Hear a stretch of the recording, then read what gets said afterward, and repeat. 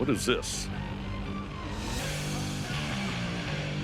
I don't think I've ever seen one of these. The styling has the flavor of a Bertone. It's got a Volkswagen engine in it.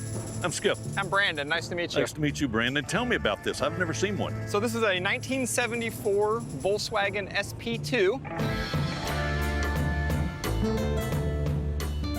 They were only made in Brazil by Volkswagen of Brazil for 4 years. Because of the embargo in the 70s, they couldn't import Volkswagens from Germany. Okay. And so Volkswagen of Brazil got permission from Volkswagen Germany to make their own unique Volkswagen. Really? How many were made?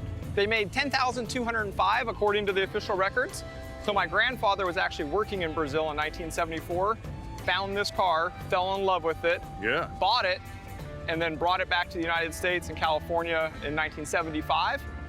Rumor is he had to pay off a couple guys to kind of get it in the country at the time, I would think so. but he passed it down to me about 13 years ago, and here it is.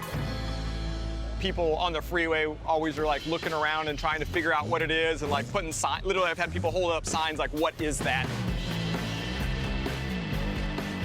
Yeah, a lot of people think it's kind of got that 240Z front nose on it, and then a little bit of that Porsche 911 rear tail on Absolutely. You know, it does have a little bit of a flair of the 240Z, the way the dash is done. Yep. Most people don't believe it's a Volkswagen just because it's such a sports car looking car. Yeah, I love it. How's it drive? It's a air-cooled Volkswagen, so it drives a lot like a Bug or anything else you would drive. 4-speed transmission, the air-cooled pancake engine in the back. This one, the motor's been hopped up a little bit, so I put a 2-liter engine in it with some big carburetors and stuff, so it's a little bit faster. Thanks a million for bringing this out. I really like it. Thank you very much. And just shows you never know what you're going to see when you come to Caffeine and Octane. There's always something new.